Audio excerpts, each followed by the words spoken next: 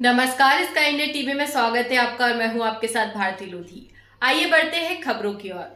Narsinghpur police ने अपराध के दुष्चक्र में फंसे 18 से 30 वर्ष के युवाओं को समाज की मुख्य धारा में लाने के लिए विजय अभियान शुरू किया है। इस अभियान के तहत आर्थिक रूप से कमजोर पृष्ठभूमि के युवाओं को प्रशिक्षण दिया गया है और उन्हें रोजगार के अवसर उपलब्ध कराए गए।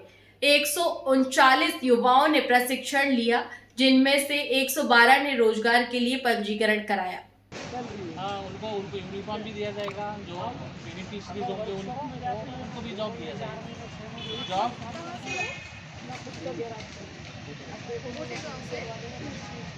तो आप लोग कौन सी कक्षा पास हो? इंटरेस्ट आ रहा है आपको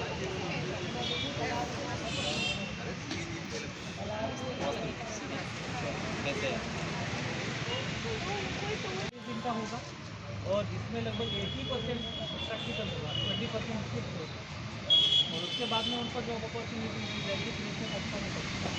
तो वहाँ हमने वीडियो में बताया ना, एक ऑटोमोटिव 4 व्हीलर का होगा।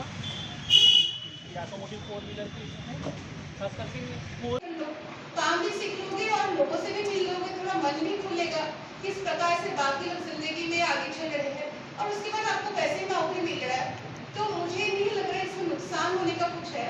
लेकिन अगर आप लोग अपने आप को पुश नहीं करोगे, हम आपको यही तक ले आ सकते हैं। इसके बाद आपको खुद ही एनरोल करना पड़ेगा। नीचे दिखने अभी वो बुलाएंगे। और नरसिंहपुर कंट्रोल रूम में एक शिविर का आयोजन किया गया है आपके द्वारा। ये क्या है पूरा जो शिविर है, कैसे वर्क होता है, कैसे क्या करवाया जाता है? एक्चुअली आज जो कार्यशाला का आयोजन किया गया है तो एसपी मैडम जो नरसिंहपुर के उनके मार्गदर्शन में किया गया है। और मेन ऑब्जेक्टिव ये था कि जो 18 से 30 साल के यूथ थे उनको हम लोग स्किल डेवलपमेंट को लेके अलग अलग कोर्स के बारे में जानकारी दें। और जिस भी कोर्स में उनका इंटरेस्ट होगा उस हिसाब से उनका नामांकन किया जाएगा।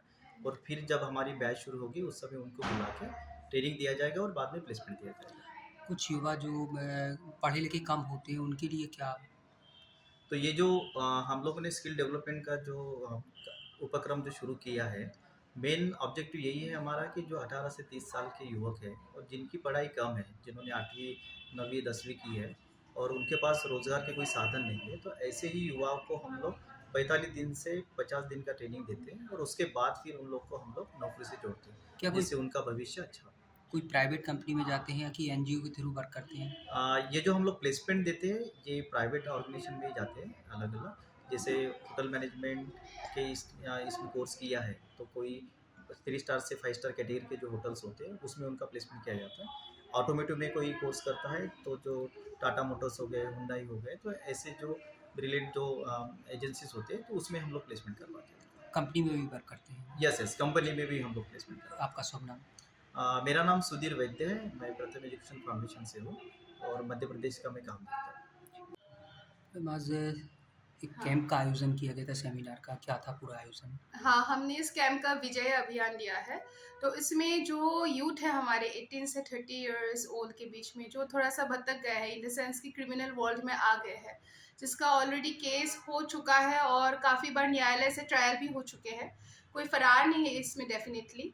तो ये लोग जो थोड़ा सा परिवार जो है क्रिमिनल लाइन में चले गए हो या कहीं ना कहीं उस दुनिया से जुड़ गए हो और वो उस दुष्चक्र में फंस गए हो, तो हम कोशिश करें। एक प्रथम एनजीओ है जो इंटरनेशनली रिनोन्ड है और भारत सरकार ने भी उनको रिकॉग्नाइज किया है। उनके माध्यम से हम उन लोगों को सोच रहे हैं कि स्किल दिलवा दें, जिससे कि जो नेशनल स्किल डेवलपमेंट कॉर्पोरेशन उसके लाइन में है, और फिर उनको जो है वो अपने जो गेस्ट पीजी है वहाँ पे ले जाएंगे, उनको स्किल दिलाएंगे। 45 to 50 डेज का जो भी टेन्योर है, मैकेनिकल है, होटल मैनेजमेंट है, एग्रीकल्चर है, और उसके बाद उनकी कैंपस प्लेसमेंट होगी।